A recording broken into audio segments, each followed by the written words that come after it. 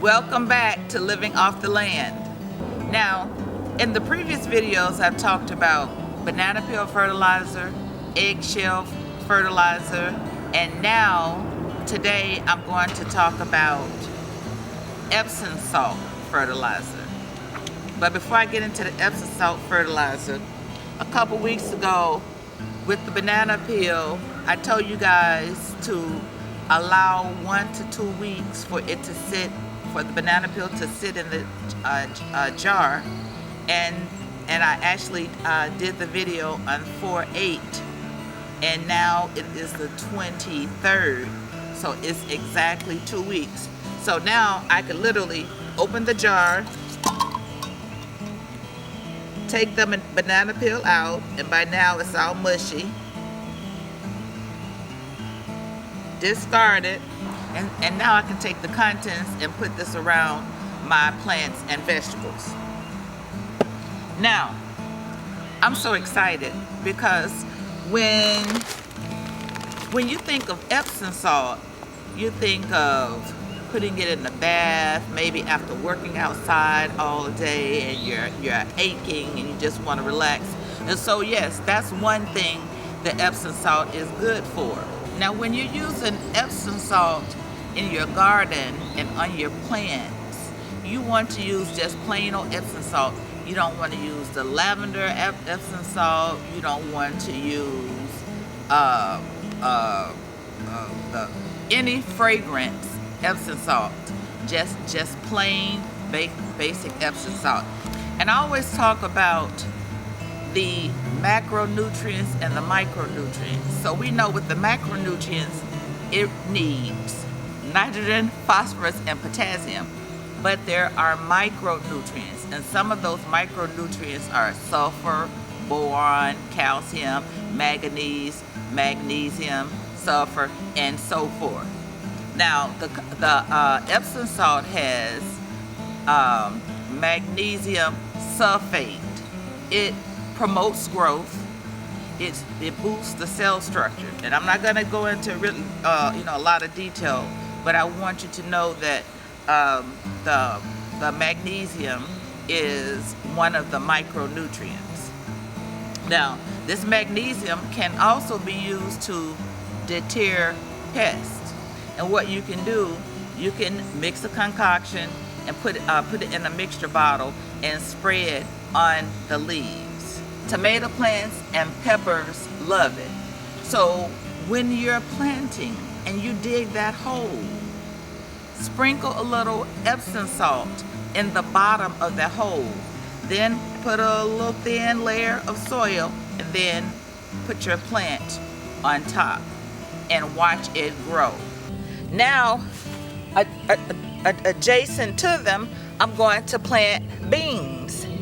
And these are a bush bean, which means that it'll grow about 3-4 feet, and it will produce or reproduce quite often. And it is going to provide nitrogen. So this is a good combination. Cucumbers and beans. The beans are going to emit the nitrogen. So let's go ahead and get started in planting them. Beans are not deep roots, so I'm making a little shallow trench.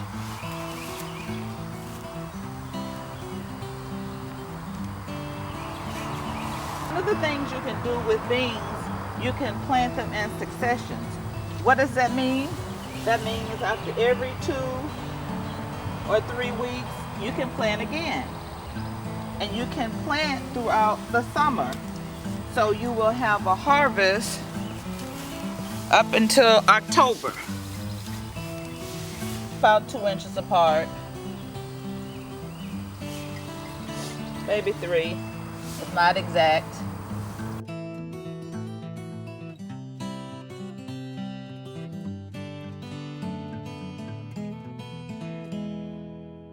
Your beans, you want them to soak, preferably 6-12 hours, but not to exceed 24 hours. Why do I want them to soak? Because that helps with the germination process. sit up a little. I'm going to cover them.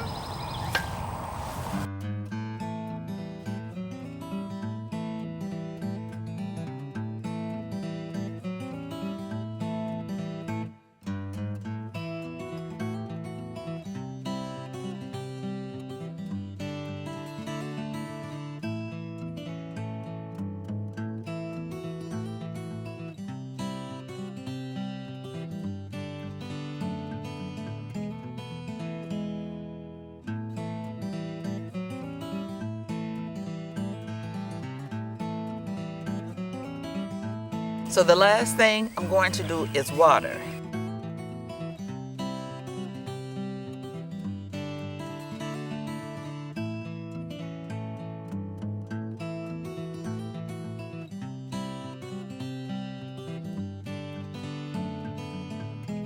To recap,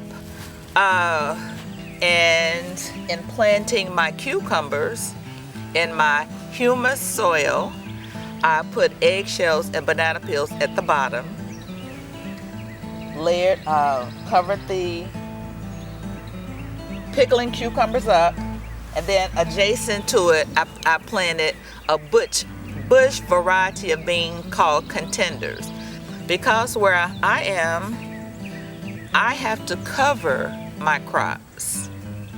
And after I have watered, after I put the fertilizer in the base of the cucumbers, now I'm going to use a deer netting, not only to protect it from the deer, but the rabbits, the raccoons, the squirrels, and every other animal you can think of.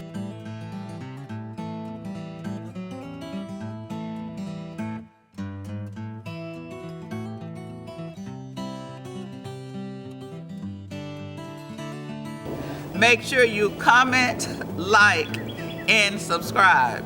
See you soon.